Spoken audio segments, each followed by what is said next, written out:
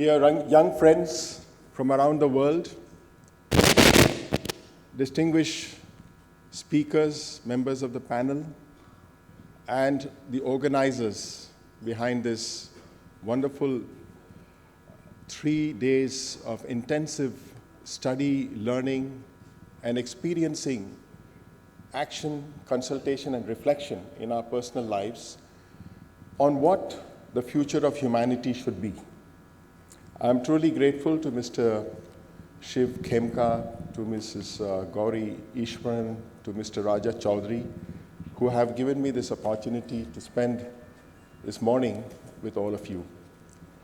I'm also very grateful to have in our midst for today's morning session on spirituality a very distinguished panel. These panel members have come from far and near. We have, as you have heard, Reverend Karen Say. We have Rabbi Mika Odenheimer. We have Professor Akhtarul Wase. We have Madam Nitya Menon. And they'll be sharing with us things about their own personal lives as well as how they view the world around them and what has inspired them to provide leadership to their own social milieu, and also, as well as experience deeply some of the fundamental issues that affect all of us very deeply. So I believe that this morning's discussion will be truly very inspiring and uplifting for all of us. And I'm not introducing too much in detail who they are, because you'll get to know them better as they speak to you. And for my part, I'd like to begin with this small prayer, a prayer that I say every day for the young people, for my own children, and for the betterment of the world through the youth. O God, educate these children. These children are the plants of thine orchard, the flowers of thy meadow, the roses of thy garden. Let thy rain fall upon them. Let the sun of reality shine upon them with thy love. Let thy breeze refresh them in order that they may be trained and grow and develop and appear in the utmost beauty. Verily, thou art the giver, thou art the compassionate. This is a prayer from the Baha'i Holy Writings. Our compere forgot to tell me that I'm also the National Trustee of the Baha'i Lotus Temple, an iconic architectural marvel of the city of Delhi and perhaps the whole country of India. So I'm truly grateful to be amidst you, and I hope that we have a very wonderful session this morning. And my responsibility as a moderator tells me that I must request each of the members of the panel to take about 6-7 minutes of their time to make their presentations, and then we'd like to devote maximum time for a very productive and fruitful interactive session. So may I begin, Madam, we should go in this order. So may I begin by inviting Reverend Karen Say. So in order to cut short on the time, I feel that you're better known through the work and the presentations that you'll make. Thank you. I think everyone has made the mics on, so I don't think everyone has to go and speak, right? Yeah. Either be at your place. If you don't want to use the podium, but if you wish to, Please. it's option. How about if I use the podium now so I look tall, and then I'll sit down? Good morning. Thank you so much for being here. I woke up, I was worried first that I would wake up late because I'm jet lagged, but I woke up at 6 o'clock this morning, and I often read a poem when I begin, and this is the first one that I've ever read at a conference. This one is the first one that I've ever read because I felt that it spoke to us and the spirit of T-Gelf bringing us together in this conference and in this place. Holy and beautiful, the custom of T-Gelf bringing us together. I did forget my glasses. Holy and beautiful the custom which brings us together in the presence of the Most High, to face our ideals, to remember our loved ones in absence, to give thanks, to make confession, to offer forgiveness, to be enlightened, and to be strengthened. Through the quiet hour breathes the worship of ages, the cathedral music of history. 3 unseen guests attend, faith, hope, and love. Let our hearts prepare them place. I'm so pleased to be here and to be allowed, actually, and invited to speak in the area of leadership and spirituality, because often we feel that, in fact, it's spirituality which is our secret weapon, which is the root. This morning, Mr. Kempa said, it is the root and it is the fruit, and we see that everywhere. So the organization that I began is working to end torture as an investigative tool. And many people often feel that, it's hopeless and it's so difficult. But what we know is that it is possible. And the reason is because of the ways and the things that we've learned from so many of our spiritual teachers from all over the world. One of the most important people who came to me was even back in the 90s when I was working in Cambodia. And at the time, I was working also building the legal system, but on Sundays I would go to Missionaries of Charity, which was started by Mother Teresa's organization. Inside Cambodia was an orphanage. And when I had human rights concerns, I remember one time I was being threatened by police officers, and they were saying, you can't do this, we can't do that. And I spoke with people in the UN where I worked. I spoke with other lawyers, and they gave me advice like, do this, do that, do this. But none of it really seemed to work. And I remember one day going and I spoke with Sister Rose, and I said, oh my gosh, this human rights work, we're trying to stop people from being tortured and building this legal system, and sometimes I really don't know what to do. What advice can you give me? And I remember she stopped and she paused and she looked at me and she said, Karen, what you have to remember is that when you're dealing with police officers who might be torturing, when you're dealing with judges or prosecutors or whoever you're dealing with in the system, you must find the Christ or you must find the Buddha in each person, because she really believed in the power of transformative love, and that through that we could transform. And what I understood and learned is that I took her wisdom and her words back into the prisons with me, back into the work that we did, and saw that in every way it began to transform the work. In every place that we have been, I've realized that I am trained as a lawyer, and so many people often think that what we do is we're going in and we're training on the law, we're building legal infrastructure. And in a very technical way, we are training in the law, we're building infrastructure, we're providing lawyers at an early stage. And at the same time, what's really happening is that I see that it's a spiritual journey, and it is a spiritual connection that we have that shifts and transforms. So we work with police officers, and I even remember one of my first experiences in training police officers, even back in the 90s, where at the time I was trained myself as a lawyer. Okay, when you talk to police officers, you must tell them this is the law. It's 1, 2, 3, 4, 5. But what I realized is that actually that wasn't really seeming to work either. But what did work is we constructed another method where we began with, what are your values? Why did you become a police officer? And these are actually the same police officers who were torturing people. But while we said, why did you become a police officer? Most of them stopped for a moment and came into their deeper values and said, the reason I became a police officer is because what happened under the Khmer Rouge was terrible, when so many people were killed and tortured, and we want to move forward into the future. And that's why I became a police officer. So what we would do is we would talk about their values, but then look at the ways that what they were doing in their current practice of continuing to torture people was inconsistent with how they were moving forward.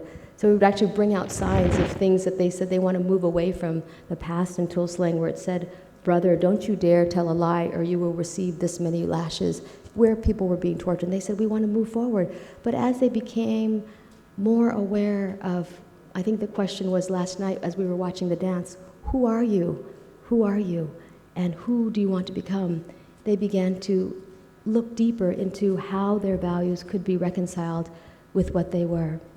And so for International Bridges of Justice, what I see is that it is really the approach to so many of the courageous defenders on the ground and their spirituality that has made the difference. There is something with the Shambhala warriors. They said that when the Shambhala warriors were brought together at their last rite of initiation before they went into the world to save the world, they were given sometimes one of their last lessons. And they were told, you must go into the very corridors of power and you must bring with you your two secret weapons. And these weapons were compassion and interconnectedness. And what I've experienced in my own world and in my own work is that compassion and interconnectedness are truly the tools and the gifts almost of magic which can and have transformed in so many different ways. I've looked at it even from the perspective of not only these are tools that we can use, so in that way it's like the fruit of spirituality, but it's also the root of what makes us who we are. I was reading this morning about Gandhi, and my son and I had the pleasure of going to the Gandhi Museum.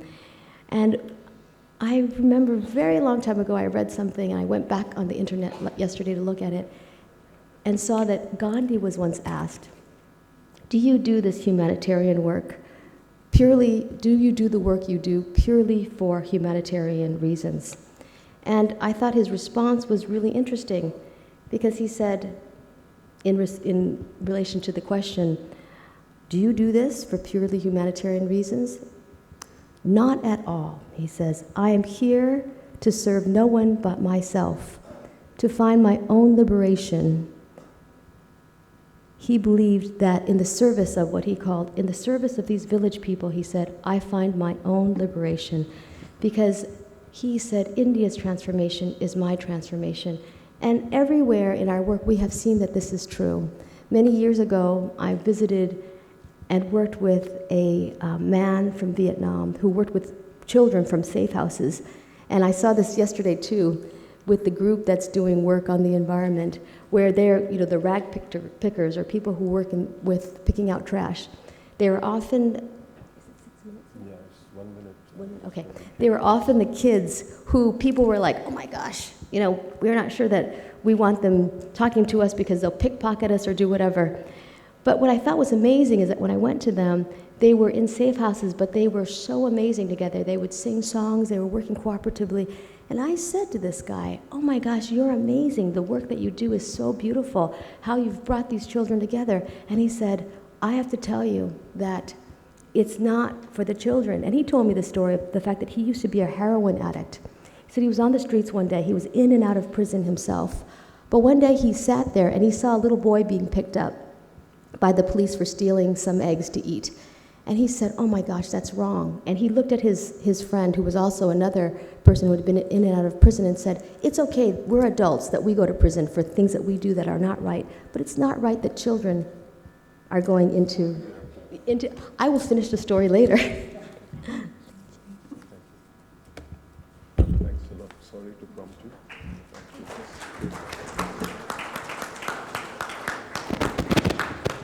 So we've just heard Reverend Karen say, and we will have an opportunity, I believe each of the panelists, after they make their opening remarks of about 7 minutes, then we'll have discussion. So please, dear friends, keep your questions and comments ready, and you must be having paper and pen so you can kindly note down, and whenever you want to address the panelists at that time, you could do it to either a particular person of the panel or collectively. I'd now like to invite Professor Akhtarul Wase. Professor Akhtarul Wase is a very distinguished scholar specializing in Islamic studies. He's also very well known in the interfaith movement. He has worked in a cross section of issues relating from human rights to HIV/AIDS and to promoting interfaith harmony. So from the Jamia Millia Islamia, a very well-known university of the city of Delhi. So may I invite Professor Wasi, please. Yeah, as you feel, though you have the mic, but you wish to. Peace and greetings from the Muslim community in this holy month of Ramzan, which is also the month of Quran. Quran, the book which gives us an essence of spirituality, which is more interested in spiritual elevation than rituals. And first of all, at the very outset, I must be grateful to Mr. Shiv, Madam Ishwaran, and their colleagues for giving me this opportunity to be with you this morning. And I must congratulate you for choosing Delhi for this summit for life and of life, because Delhi, or the NCR, which we call National Capital Region of Delhi, is basically a city or a region where we are having almost 22 Muslim saints buried, and they are all were the spiritual leaders of their time. And they were having basically an understanding of the mankind without having any difference on the basis of religion, caste, or creed. That's the essence of the religion. As well as another thing from the Islamic perspective, which I would like to share with you, is that Islam basically and mainly emphasizing on the two things: obligations to God and obligations to human being, huququllah and huququl ibad.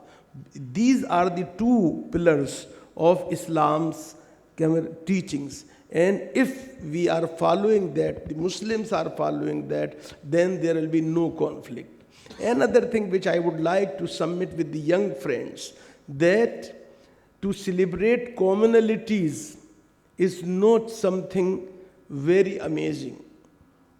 But if you can if you are preparing yourself to celebrating your diversities, your differences, that's the basic thing. And in a global village where we are now living, we are bound to be, whether we like it or not, to be dependent on each other. And in that situation, we should not forget one thing, that young minds are always feeling puzzled that why there are so many religions and religious differences in this world. Don't forget one thing, that religious pluralism is here in our global village or in this on this earth is just because of the design, desire and will of God.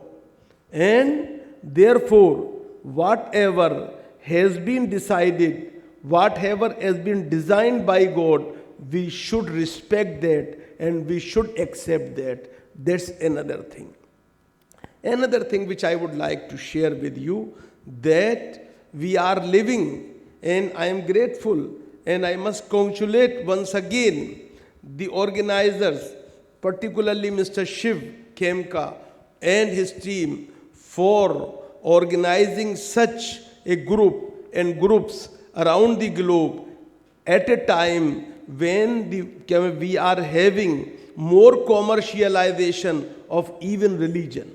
Market forces are not dominating only the industrial units. They are not owning now the educational institutions. They have not only grabbed the health sector, but also religious domain is also under them, and they have made religion a commercial commodity.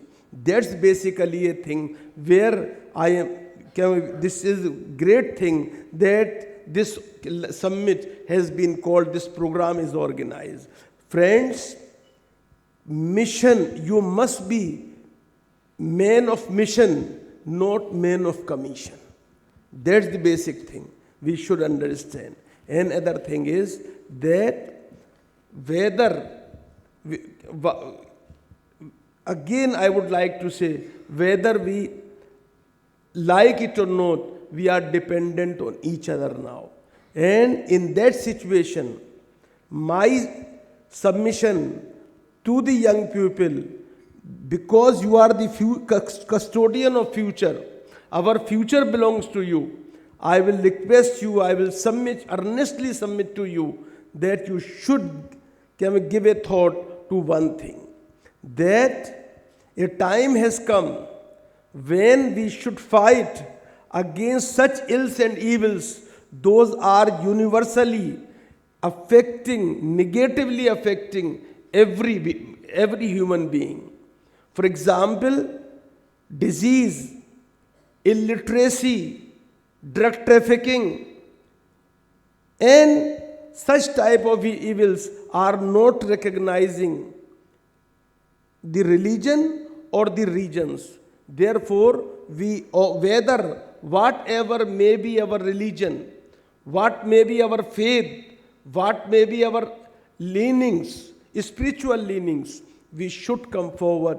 We should form a united front and fight against all these things. We should have a common minimum program, and if we can do that, that can be done on the basis of one thing. What is that? That is that we should accept that religious differences will remain there. Not only interreligious, even the intra-religious differences are there in every religion. Therefore, you have to survive with that, and respecting your differences and right to differ each other, please come, have a common minimum program against all such type ills and evils, and that can be based on spirituality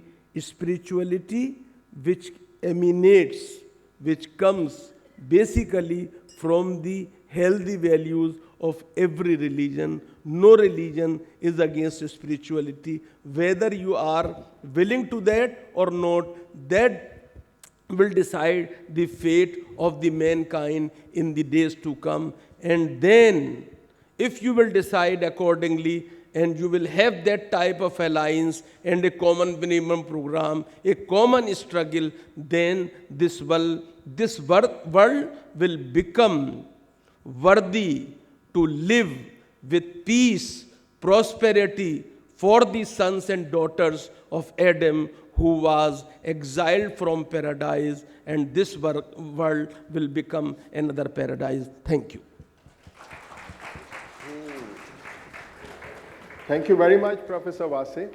You have also very cogently underscored a whole range of issues that are to be addressed if you really want to have the betterment of the world. As Madam Reverend Karen Say also had mentioned, that unless and until we are outward looking, we are able to understand and appreciate the world around us, we will not perhaps be able to find solutions, remedies to the ills that are afflicting the large mass of humankind. I'd now like to invite our distinguished friend from the Jewish community, Rabbi Micah Odenheimer. He's, I'm sure, got over the jet lag. You have taken a long journey, long flight to India, Delhi. But I'll just say briefly that Rabbi Micah, he's the founder director of the Sevel Bezedek, correct? Yeah. And he'll be also speaking to us the work that is done from his platform of service and learning with the impoverished and the marginalized sections of the society. So over to Rabbi Odenheimer. Thank you. So by now it's a tradition to come up here. I don't want to break the tradition. So thank you very, very much, Mr. Shiv and Mrs. Gowrie, for allowing me to come. I had a great teacher whose name was Rabbi Shlomo Carlebach. I also learned from many other traditions and was inspired by people from other traditions as well, but my main teacher was Rabbi Shlomo Carlebach. He used to begin, before he would teach, by singing a song. So I thought maybe if we could sing together just for 3 seconds. So I'll sing this song. Da da da da da da da da da da da. I die die die I die die die I die die die I die die die die die die die die die die die I die die die die die die die die die die die I die die die die die die die die die die die die die die die I die die I die die die die die. So the first thing I wanted to say is that one of the things that I think exemplifies the Jewish tradition, other traditions I'm sure as well, but I think it's very important for me, from my understanding of my own tradition, is that the material level, the physical level, the level of the body is of utmost importance. It's not that we don't believe in spiritual realms. We believe in spiritual realms leading all the way up to God's presence, an infinite, infinite light that we cannot even imagine. And that light starts to come down, and finally it reaches this physical level where it's completely hidden. And yet this place, hidden for the most part from God's light, is a place that has so much depth in it, so much life in it, that in a way, it's the most important place there is. We have a very, very old saying in something called the Pirkei Avot. It says, it's true, 1 hour in the world to come, in paradise, is worth more than the whole world and all of earthly pleasure. But on the other hand, 1 hour of good deeds and action in this world is worth more than all the eternity of heaven.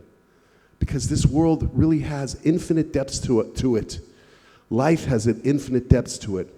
And I want to emphasize that. Perhaps that's the reason that our holy city, I always think about the great religions of Buddhism and Hinduism that were born in the shadow of the Himalayas, reaching so far, far up. Our holy city, Jerusalem, it's just a little hill.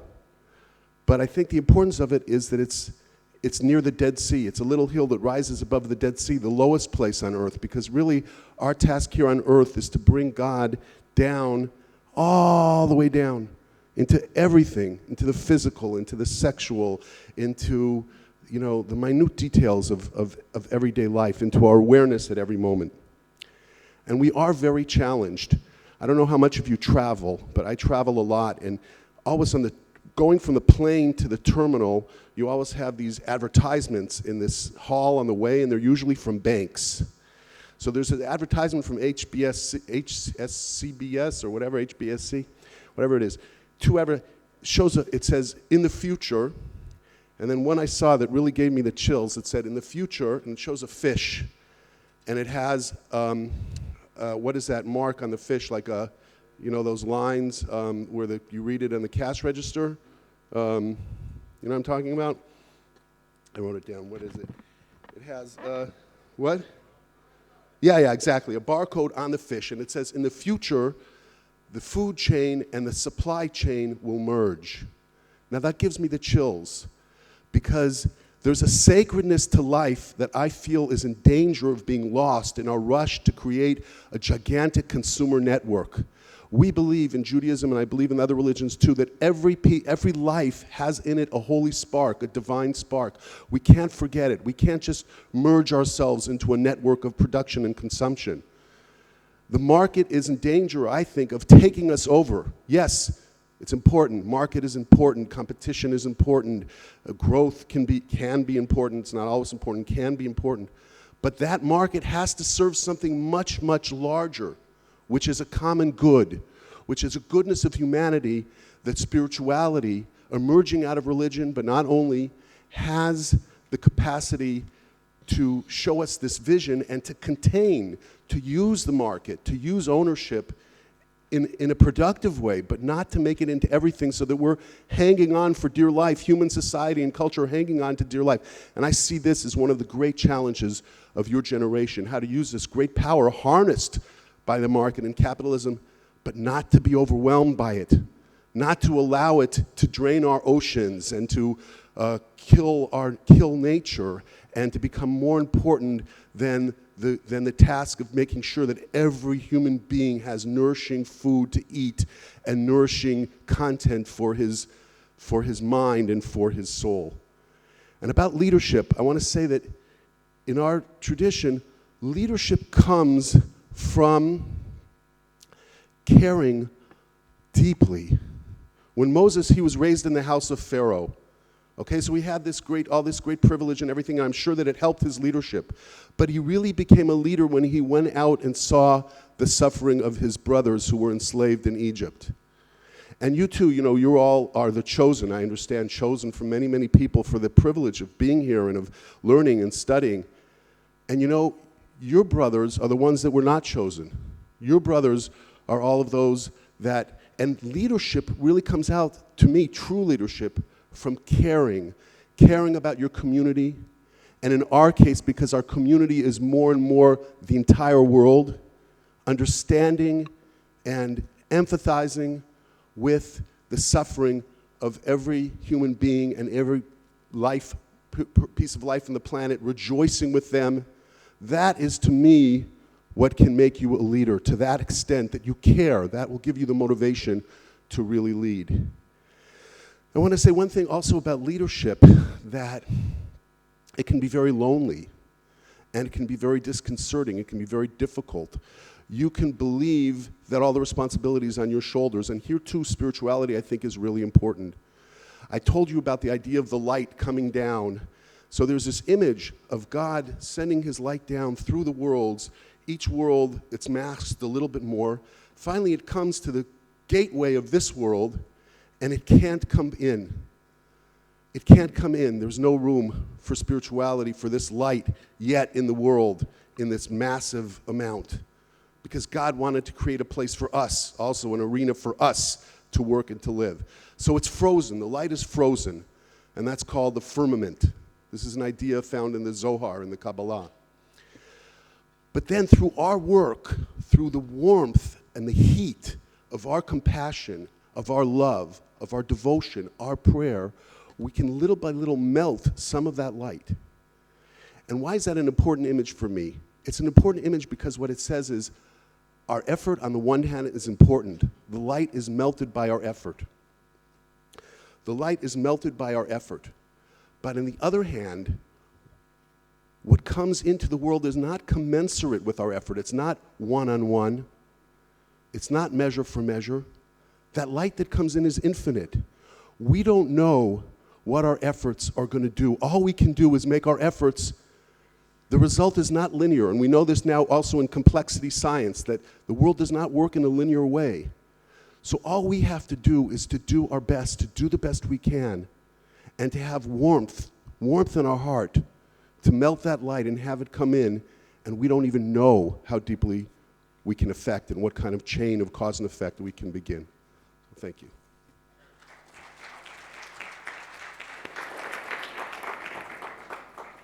Thank you very much, Rabbi Ordenheimer, for your brilliant exposition on the descent of the light and how we can use spirituality to turn around the market forces for the betterment of the world. Ladies and gentlemen, dear friends, I'd now like to invite Madam Nitya Menon, who is an educationist, and she has a special gift for introducing to us the Bhagavad Gita and the Vedanta. And she says that I just want to be a nobody. I don't want to be introduced like an expert or anybody who's going to solve your leadership problems, but just as a good human being who has done work on this subject of spirituality and worked with children. So I'm very happy that Madam Menon is here with us from Bangalore to share her views on what spirituality is all about. Friends, at the very outset, I would like to thank Mr. Shiv Khemka for his hospitality and Mrs. Gauri Ishwaran for having called me here to share my notes on the Indian spiritual tradition. I think at a forum like this, where we have introduced the word spiritual, indicates an unsaid harmony, for we have come to a stage where we can link our hands through a higher dimension of a being, of our being, that is the spiritual. I'm born in India, and up till the age of 21, having been part of Macaulay's system of education, I had no exposure to the rich culture of my own land. I was forced by very prudish and puritanical parents to sit for the Indian Administrative Service exams, which I walked out of after having heard a nuclear scientist and an avowed Vedantin speak on the inner possibilities of man. India has a very special identity, that of being a spiritual country. And that is because of her preoccupation with the spirit and her efforts to bring down the verities of the spirit into man's normative life. We have, both from the historic and the ahistoric dimensions, examples of leadership such as Krishna, Rama, Gautama the Buddha, Jesus Christ, Prophet Muhammad, Guru Nanak. In the Middle Ages, the great analytical philosophers of South India, like Shankaracharya, Ramanujacharya, Madhvacharya, Vallabhacharya, and Nimbarkacharya. We have, for ready reference, people who have brought into our lives powerfully the soul force, like Gandhi, Nelson Mandela, Martin Luther King, etc. What is so compellingly powerful about their lives and examples are that they have been able, the mark of true leadership, they have been able to penetrate the psyche of the human race. The great intellectual civilization of Greece, the Mesopotamian civilization, the occult civilization of the Egyptians, the powerful, mighty civilization of the Romans, the Chinese, with their otherness, have all lived, flowered, and disappeared. But the Indian civilization and its spiritual culture continues to be topical, living, and of universal relevance even today. It is because not only have we admitted the evolution of man socially, but also spiritually. A great master of the 20th century said so rightly, all problems of existence are problems of harmony. India, during 10,000 years ago, even before the river Saraswati died, had discovered that the secret key to this harmony of the body, mind, and spirit lay in the spiritual dimension. Having discovered it, her efforts were not to isolate it onto the peaks and remain at the peaks of the Himalayas, but bring it down to the plains, and organize society in a way where all the social forms, be it art, education, culture, literature, music, dance, like what we witnessed yesterday, were gateways, many gateways open to the infinite. Spirituality is the master key of the Indian mind. The touch of the infinite is native to it. But we did not stop with this. We emphasize the fact that the infinite is not just infinite in a sense, but infinite in its possibilities and expressions. Today, where we have elevated science into a cult, which worships materialism as a deity, we are suffocated by the malfeasance that we see permeating the entire strata of society. And we are looking out for solutions other than using the same old tools. We are looking out to solve problems in a new way, which we call is the birth of a new perspective. The perspective that we lack is that of the spiritual. Since our training and education has been more Occidental, if you divide the globe, the Occident gives us a sense of purpose, and the Orient, the sense of the whole.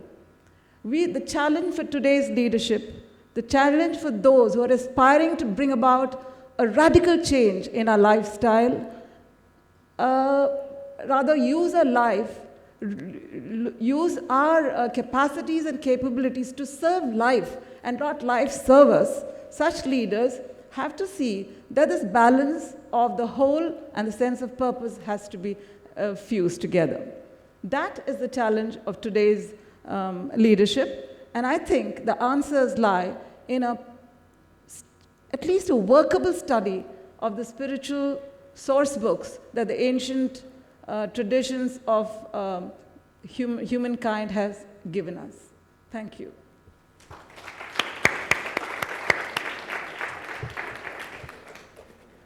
Madam Nitya Menon, thank you very much for sharing some insights on how the values espoused by the great spiritual figures, spiritual luminaries like Krishna, Rama, Buddha, Jesus Christ, Prophet Muhammad, peace be upon him, Guru Nanak, and many other important spiritual luminaries, and the present-day leaders like Gandhi, Martin Luther King, and Nelson Mandela, can help us to understand what true leadership is all about.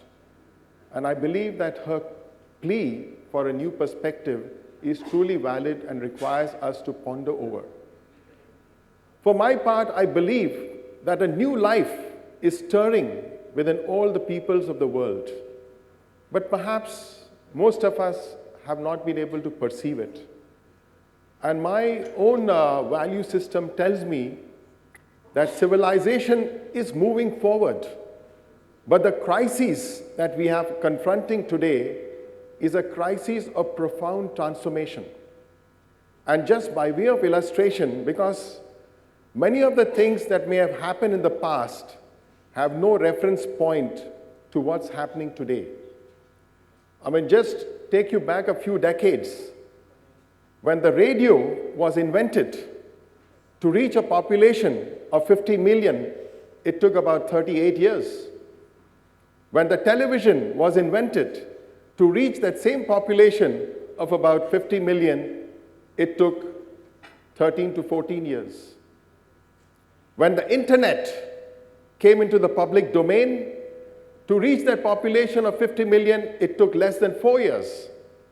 And today in this world of mobile phones, smartphones, iPads, iPods, I mean, you know what multiple revolutions that we are going through.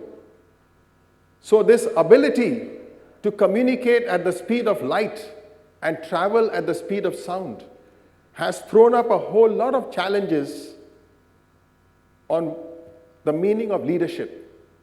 And listening to Mr. Shiv Khemka, who's a very broad-based vision, where he could see the whole world as a common homeland and look at all the spiritual values, the religious systems that are part of our heritage.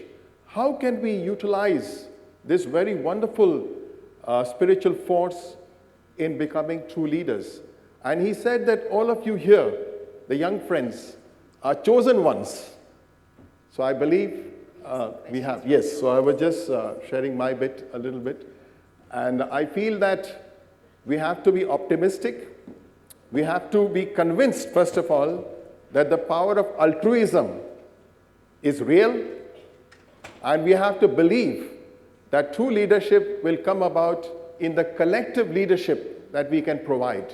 The ability to communicate with each other, the ability to respect each other, to look upon each other with dignity, in spite of all our diversity, in spite of all our differences, will help us to move forward. So, ladies and gentlemen, distinguished friends, and my young friends who are here from some 22 different countries, the floor is now open. Please feel free to ask your questions, be specific, or make some comments, or ask for some clarifications if you feel. And we have, I think, the next 15 to 20 minutes for that. So once again, I'm grateful to all our panelists, Reverend Karen Say, Professor Akhtarul Wase, Rabbi Micah Ordenheimer, Madam Nitya Menon, for their presentations. Good morning. Yes. Thank you for speaking with us. My question is addressed particularly to Nitya ji. I was wondering, based on the Mahabharata, who in your opinion has been more of a leader to us? Was it the man behind the execution or the man behind the idea? Was it Arjun or Krishna who had more of a leadership role to play? Both. Actually, Krishna would be the leader. Arjuna represents the average man at the time. Excellent. He excelled in all his administrative and arts of warfare.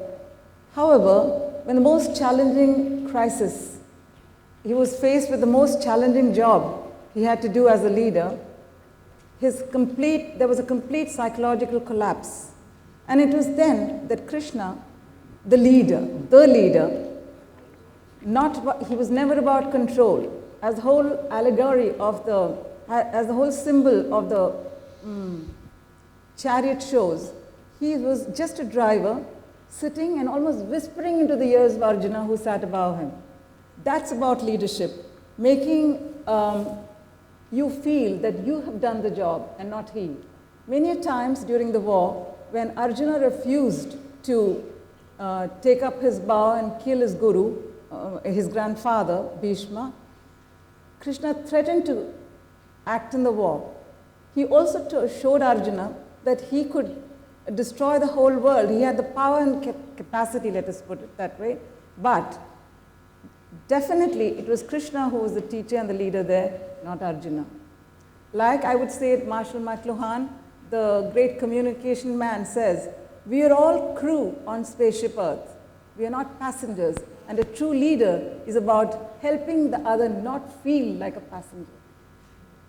Thank you.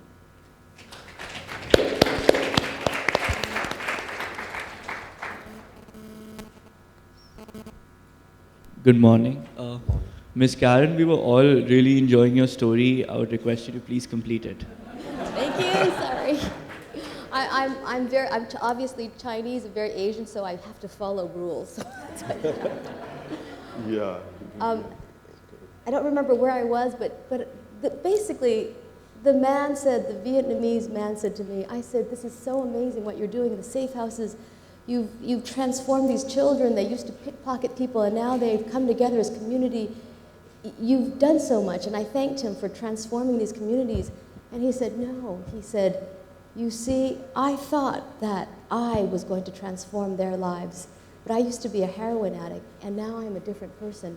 He says, in doing the work that I did, in giving myself up to the greater whole, I myself have become transformed. And I realize that in our own lives, that we sometimes think, oh my gosh, do I have time to do this good work? Do I do this? I'm doing it for others. In fact, we are doing it for others, but we're doing it for the world, and also we ourselves have the ability to transform ourselves and will be transformed in the process of giving ourselves to others. So, thank you.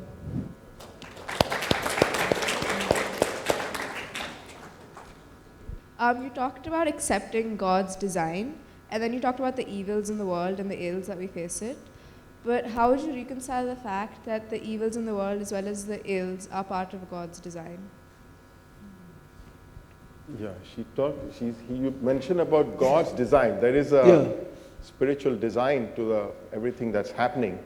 But in this design, there is also evil. So how do you reconcile many things that are not good? Are they also part of the divine design. No, no, God has given you not only, God has given you wisdom. And with the wisdom, you can decide your own fate. And another thing, that there is, in Quran, it has been said, La ikraha fid deen. There is no compulsion in religion. And therefore, you are free to opt your own way, to find out your own way. And therefore, when I am telling you that there is this all religious diversity or religious pluralism is because of the design, desire and will of God, it means that gives you that freedom, that which path you want to choose. You have to become responsible for that. And therefore, as far as the evil is concerned, we have to fight the evils also. And you go through the life of the great men, spiritual men, prophets, apostles, the other gurus, for example, the names were referred by Madam Menon and other panelists. You go through the life. Prophet Muhammad, peace be upon him, had said that whatever you like for yourself, you should like for the others. That's basically the motto of one's life.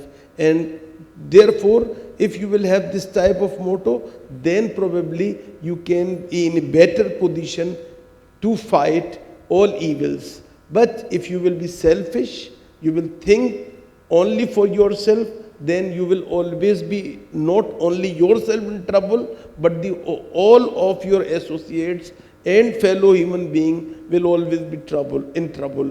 That should be, we should understand that. Yeah, good morning. I'm an educator. This is to all the panelists. It's all fine, sir, when we talk at this level. How do we as educators, in an information-rich world where they are barraged by various images, whether it is the Arab-Israeli conflict or the other issues which we see, how do we get our youngsters, the students, understand the value of religion and spirituality and make them realize its importance in their day-to-day life, where they're fundamentally, the moment we talk about anything of this nature, there is a wall of resistance. Thank you.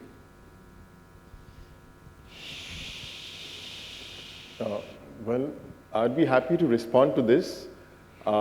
First of all, being a member of the Baha'i community, from the very beginning, we teach our children that there are two forces that are very vital for the march of civilization.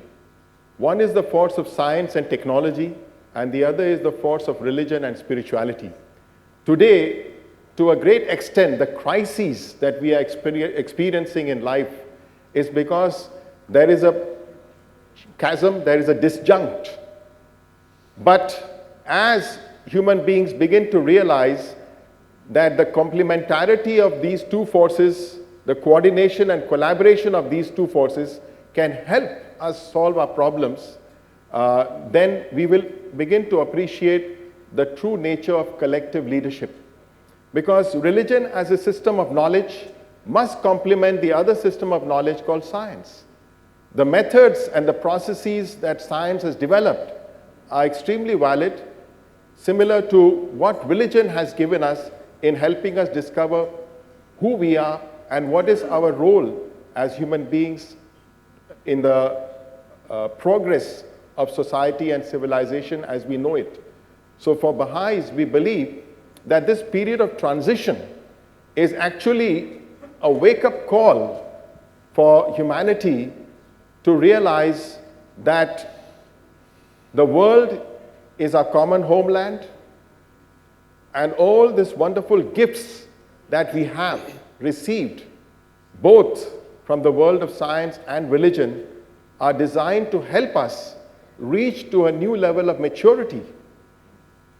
And unfortunately, today, the adolescent form of behavior and distortions and superstitions that have crept into religion have brought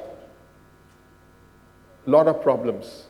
At the same time, science too has been misutilized. the fruits of science and technology, were these to be used to positive ends, can help us solve our problems. So I believe that as educators, we have this tremendous role to communicate to our young people that these two forces or systems of knowledge are not meant to be in conflict with each other. They are supposed to complement and coordinate. And when it is done, you will see the results will be light upon light. Yes, If I could Yes, also- Rabbi. Okay, if I could also jump in, there was a debate I recently read between Christopher Hitchens, who was a great atheist, I don't know if you heard of him, and Tony Blair was taking the side of religion. And Christopher Hitchens kept on pointing out all the problems that have been caused by religion. And Tony Blair didn't say this, but I wish he had said this, that the desire for human beings to produce food and to have a good house and good home, everything to do with worldly things and economics probably causes even more wars, the competition between that, than religion does. That doesn't mean we're going to stop trying to grow food. It simply means we have to do it better. Religion or spirituality is a deep, deep need. The longing for meaning, the longing for life beyond our own immediate life. That's a deep, deep human need. And we have to recognize that. And I think that the way to educate children and teenagers about that is to use the lives of the great religious and spiritual figures and the great, amazing, sometimes hilarious and very inspiring stories. And I think that you can work from those stories and from the great texts that exist to show how this really speaks to deep, deep-seated longings among many, many human beings. Yes, I would like to say only one thing, that Sir Syed Ahmad Khan, the great founder of the first ever secular institution of secular education in the Islamic world, had said, Quran is the word of God, nature is the work of God, and there cannot be any conflict between the word and work of God. One thing is that. Another thing, as far as science and religion are concerned, we should not forget, religion tells us, science tells us what is in nature, and religion tells us why is that so, and they should supplement, they should complement, they should bring mankind together. And finally, I would like to say, religion is not, the true religion cannot be blamed for any conflict.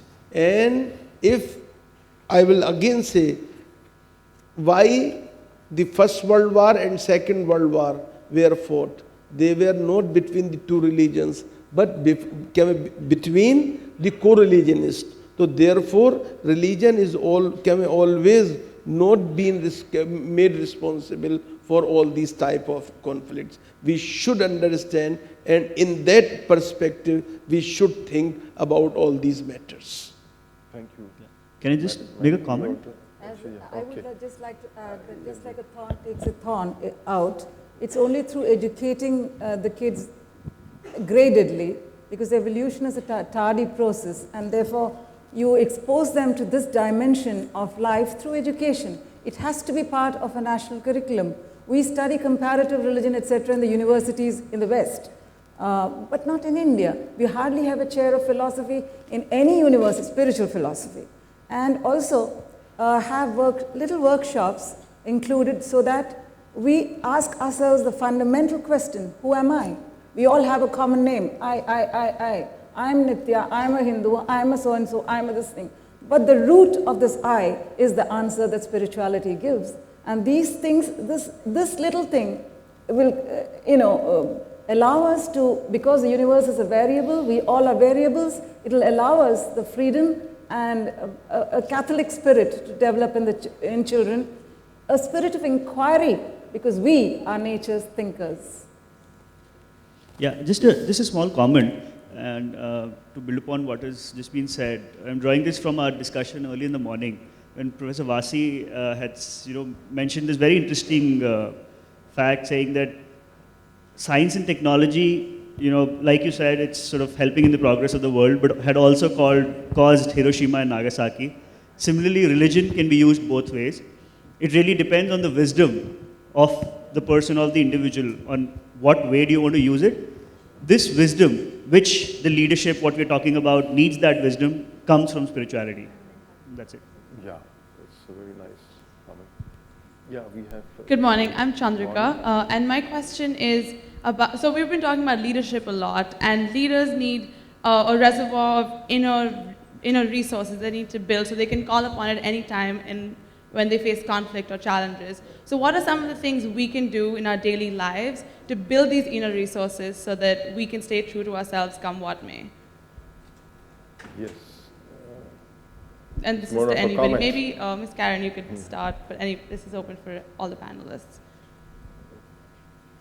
Specifically, I mean, it was more of a comment or question. It's a question. Like what can we do? What we should do in terms of to build these action on the ground? I would say I have two practical suggestions. One is that I think young leaders and leaders in general think that they have to know everything. And really, as important as knowing is, we have in the Garden of Eden, we have the tree of knowledge and the tree of life. The tree of life is beyond knowing. So I think that sometimes at any moment when you feel that anxiety creeping up, what should I do, what can I do, to open yourself up to not knowing and to knowing that you really don't know, but opening it up, opening it upwards, that not knowing. And the other thing that for me is very vital is just to be able to pray in your very own words, whatever your feelings are, whatever you need at any moment, to whatever you want to call God or the universe or whatever, to put in your own words and to express, from the depths of your heart what your pain is, what you need, and to feel the comfort of that expression. I found that very, very important in my own life. And I will just add that you should be careful in your actions, observations, as well as caring to others. And I would also say one of the things is, as the rabbi did, is to sing, to pray, to chant, to whatever you do. You see, I'm hoping no one hears me as I'm walking down, coming here, but I also sing all the time, even though I don't have a very necessarily good voice. So part of it is just whatever vibration we have to bring it on. I also, for myself, before I wake up in the morning, right as I'm waking up, and my eyes are just about to flutter, I try and think about all the things that I'm grateful for in every way. And part of it, too, is that I think that, and I know that all of you are doing great work and looking at, how your 4 projects, how are we going to really make this happen? And it is heroic and fantastic, and you will be frustrated. There are just times in that heroic journey where you will feel like you are absolutely losing hope. And for me, too, it's important to remember that, I think Václav Havel said this, first of all, consciousness precedes matter, and not the other way around. And also at the same time, sometimes it's not that we do things because they are obviously headed for success, but because they are good. And that we can have a greater vision of wanting to co-create with Spirit, to bring us in prophetic imagination to co-creating a better world. And it won't always be easy. We may not always even see or get affirmation from the world for what we are doing, and yet we do it because it is right, it is good, and we can come back to our own understanding, affirmation of what it is. Yeah, okay, we have, she would like I would say just to introspect up until that point where we realize, and we will, because like Confucius says so beautifully, listen to the tones of your heart. And till the point where we understand that we are part of a huge world process and we don't hold patents here. Thank you so much. You're welcome. There's a person at the back. Okay, first it was, all right. Good morning. My question is that while I understand that all the religions, they advocate benevolence and compassion, But then, as one of the panelists just mentioned, that often it so happens these days that different factions have come up in religions, which tend to advocate different ideologies, and also considering that there are several atrocities nowadays in the name of religion, which actually erodes the true vision and what religion and spirituality actually means. So how can we possibly check that? Just to ensure that we're not having a falsified vision of what it actually entails. Yeah, the impact. All right.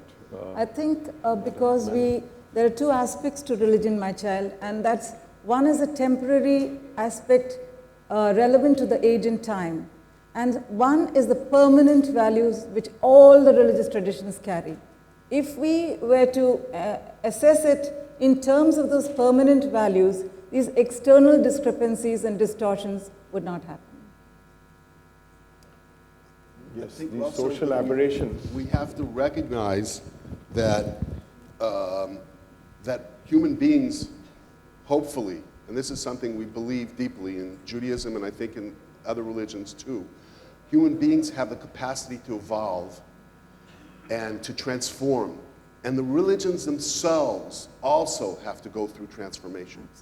But they can't go through transformation just by being attacked or by being wiped out. It has to be an internal process that's connected to what's going on outside. So I think in every one of the religions, you see both fundamentalist aspects, and sometimes these are very destructive, although they may also be holding on to certain precious kernels, but they have also destructive effects.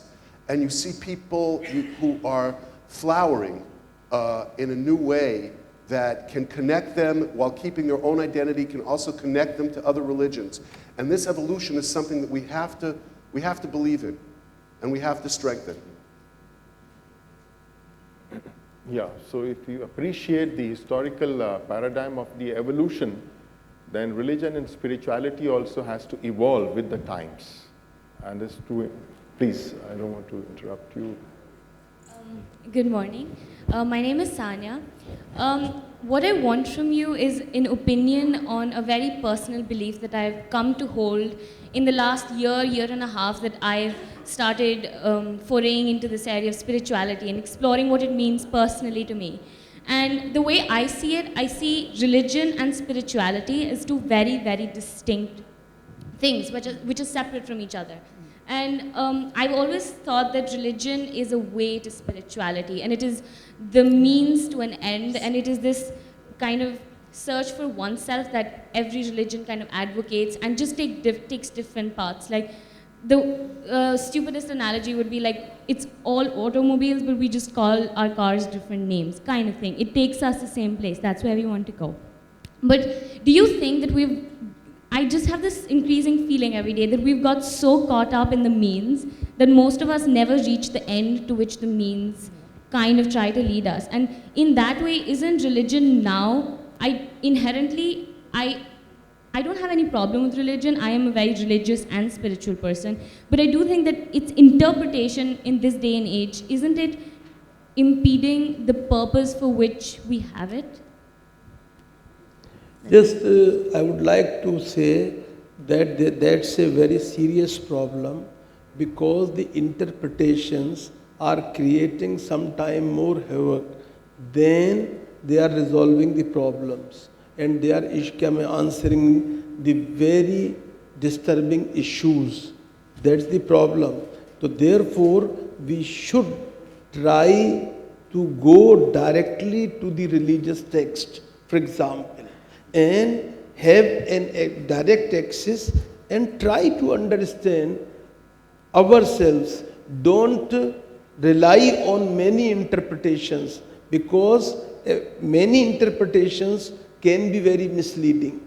And another thing is, being a student of religion, I would like to submit that every text should try to be understood in the proper context in which that was revealed to the mankind, or that was said by a spiritual guru, Payghambar, Rasul, or the prophet, or that should be basic thing. Otherwise, there will always be disputes, there will be always discord, and that's the problem here. So I agree with you that that should be, but if you will have a direct access and direct understanding, because you are, all people are having a wisdom, and therefore it has been said that everybody, there should not be a middleman between God and the mankind. Yeah, thank you very much. We have Mr. Khemka, our last intervention.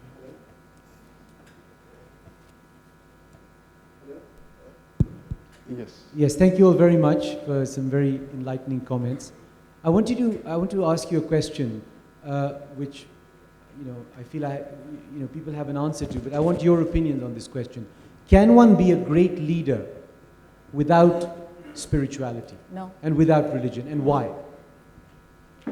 I saw an interview of Shah Rukh Khan, and he came through as such an honest man.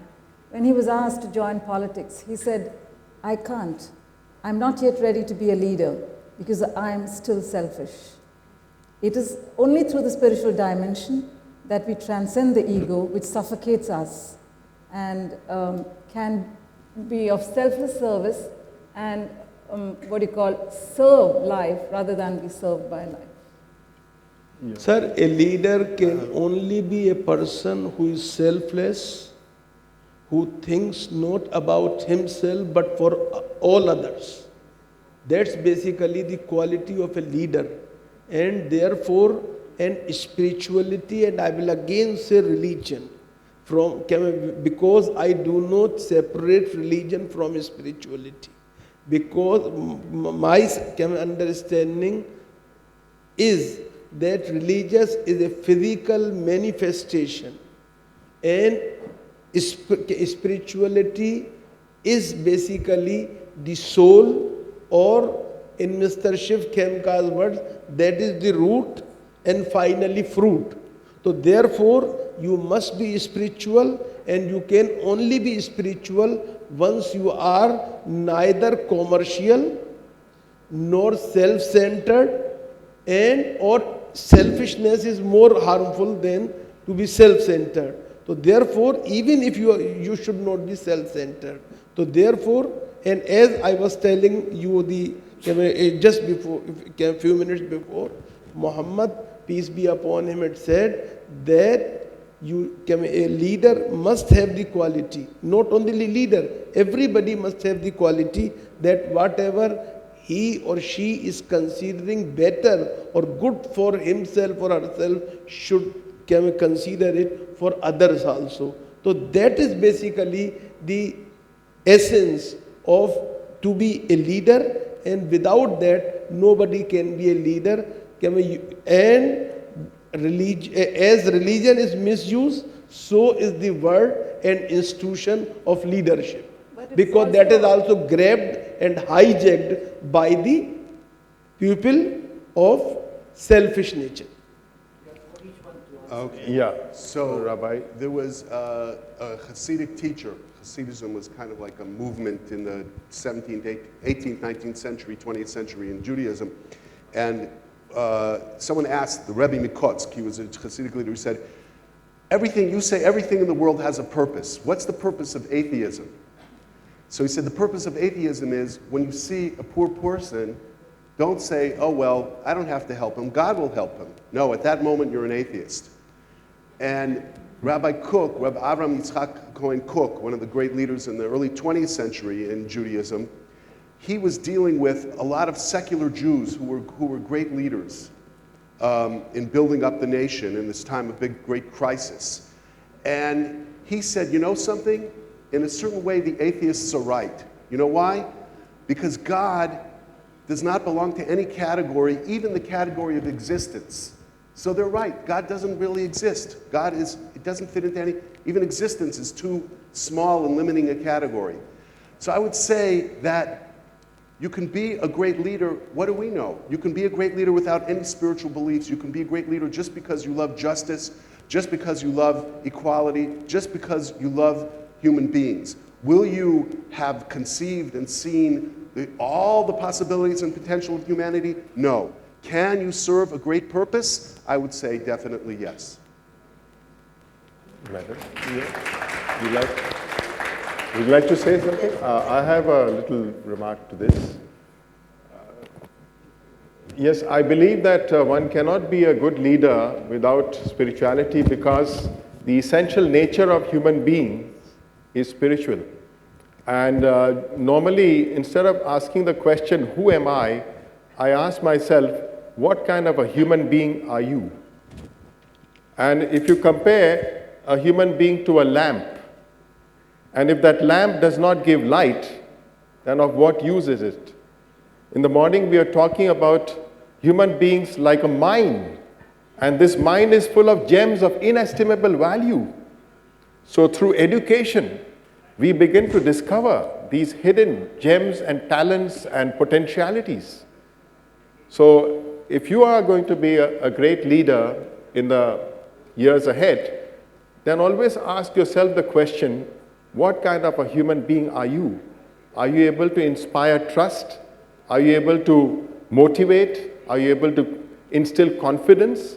And do you live by these values? So, as we mentioned, that daily we need to pray because we are imperfect human beings. So through prayer, we connect to the divine, we get strengths. Through our actions, we again are able to translate the values that we are willing to live by into action and demonstrate that, yes, we mean what we say. So these are, I think, issues that need to be addressed by us every day. Unfortunately, very little time is given to prayer, meditation, to reflection on our personal thoughts, words, and deeds.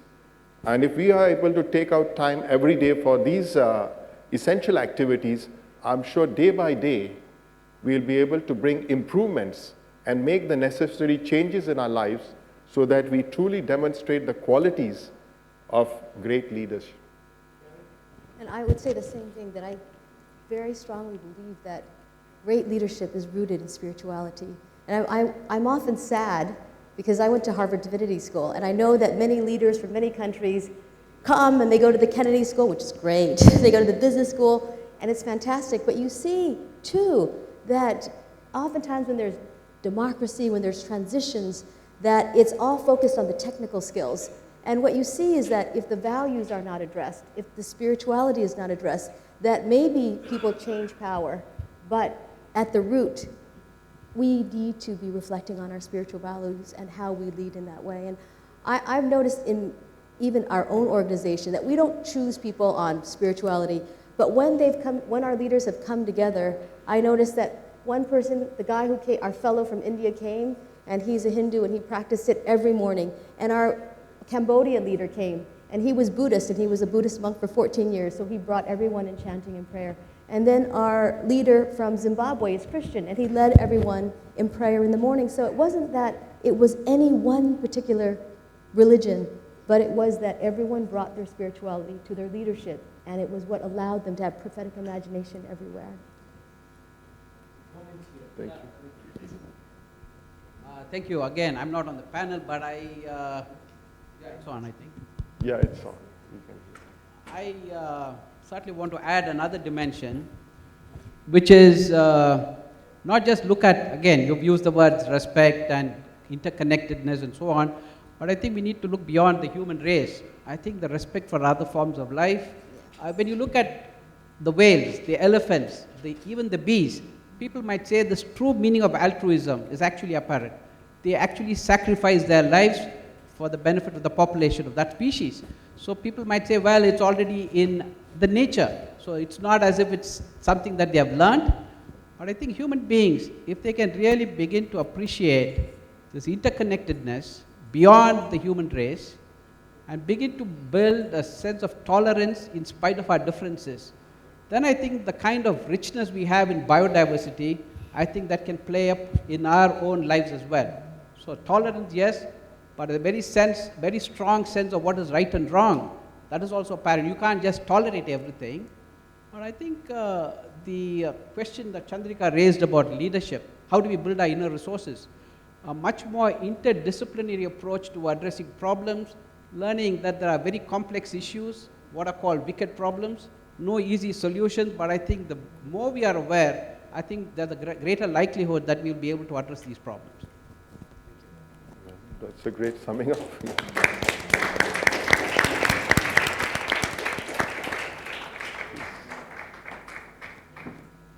I'd like to thank all the panelists today for an extremely enriching and inspiring session that has left us with so much to think about. TGELF would now like to present a token of their appreciation to all our panelists. We begin with Dr. Karen Say for reminding us of the value of compassion, humanity, and interconnectedness in an often fragmented world. Thank you, Dr. Say.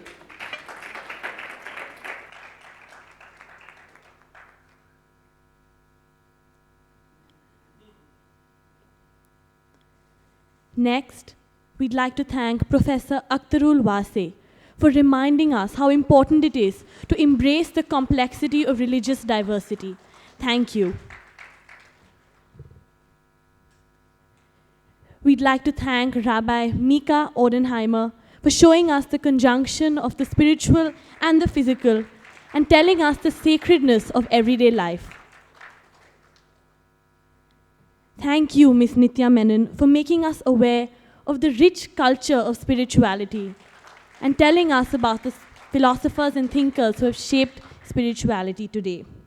And finally, a very, very warm thank you to Mr. A.K. Merchant for moderating this discussion, for leading it at every stage, and for showing us that religion and science are not mutually exclusive. They are complementary. Thank you, sir. Ladies and gentlemen, a huge round of applause for all our panelists.